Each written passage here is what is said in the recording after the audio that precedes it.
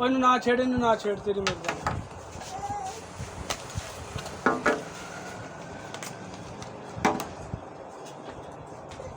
चिड़ी वाली bleach cream हैगी। हाँ जी है। देना है किन्नियां? एक दे दो। किन्ने वाले? 40 रुपये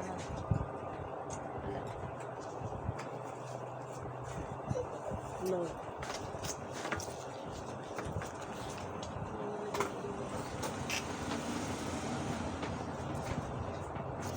चलो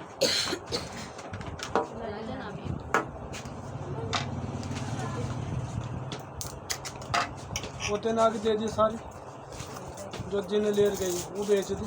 एक तो कस्टमर की एक मेरी भाभी ने ले ली उन्हें हाँ वो मैं बता रही है सर फिर मेरी भाभी ने ले ली कौन एग्रीमेंट पैसे दूसरे ले आ भाई। चलो तेरी अच्छी वाली नाल पे ही बने जा मिल जाएगी। सिर्फ 2 मिनट दे दो। स्टूल दिखाऊँ छोटा, 2 मिनट बैठो सिर्फ। चाचू तू जा लैके तो लाज मेरा भरा लेट होने पर रंग निखरे थोड़ा यार, तू तो लैके न खलो गया। कल इस टाइम आ जाएंगे। नहीं लै जाऊँ, फारग मैं बस ए मिक्सिंग करनी। लारे जे की रिस्पॉन्स है? 2 दिन लाई बस लगी जा इंशाल्लाह। लाल की तेरी महसूस नहीं हो रही वैसे। उन्होंने पूरी डब्बी ਨੂੰ खत्म कर ला इंशाल्लाह, जो है अपना जबरदस्त हो जाएगा। रोजे ना नींद पूरी हो ना क्रीम ਨੂੰ टाइम भी मिले पूरा। भाई ਇਹ ਤੁਹਾਡੀ ਟੈਨਸ਼ਨ है। मैं ਤੁਹਾਨੂੰ ਪਹਿਲਾਂ ਕਿਹਾ ਸੀ ਕਿ ਜਿਹੜੇ ਨਾ ਰੋਟੀ ਦੀ ਨਾਗਾ ਹੋ ਸਕਦੀ ਹੈ, ਕਰੀਮ ਦੀ ਨਾਗਾ ਰੋਟੀ ਖਾਦੀ ਨਹੀਂ ਜਾਂਦੀ ਰੋਜ਼ੇ 'ਚ। ਪਾਣੀ ਪੀ ਲਓ ਬਸ। 3 ਵਜੇ ਉੱਠ ਜਾਈਦਾ ਤੇ ਫਿਰ ਉਹ ਪੂਰਾ ਟਾਈਮ ਨਹੀਂ ਨਾ ਦੇ ਸਕਦੇ ਕਰੀਮ ਨੂੰ ਵੀ। तो सुबह ला के चली जाएगा थोड़ी जी, पर वो तो फिर चूल्हे का काम करना। हाँ किचन के काम में करने नहीं लग सकती भाई। 5 मिनट लग जाने मैंने दे दो, मैं चाह उससे रख आई से 2 यकीन मिनट तो इतने ने अपने हाथों से इन्होंने करीमन निकाल लिया, साफ कर ले चंगी तरह, को पच मत जा। क्यों जी मैं तेरे बुलान दिखा रहा जब मैंने कहा चंगी तरह कोई जहमत जा।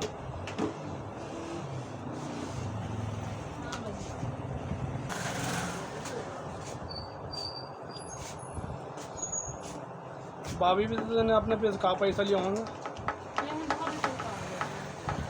लेकिन वाले बता देते कि रात में सोने से 2 घंटे पहले लगाए। या बात और समझा दे कभी 1 दिन लगावे 4 दिन ना लगावे।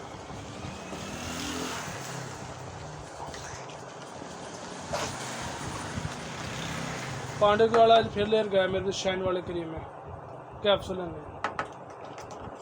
उन्होंने कहा हमारा काम चल जाए, उनको पार्लर है, लेकिन हमारा काम चल जाने का हम फिर और बहुत ज़्यादा ले जा रहे हैं।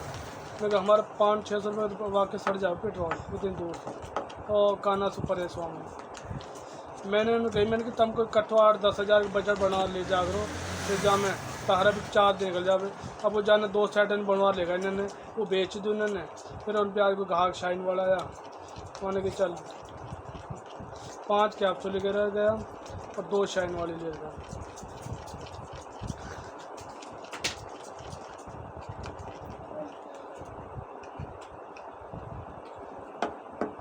तो गोल्डन भी पा दूंगे।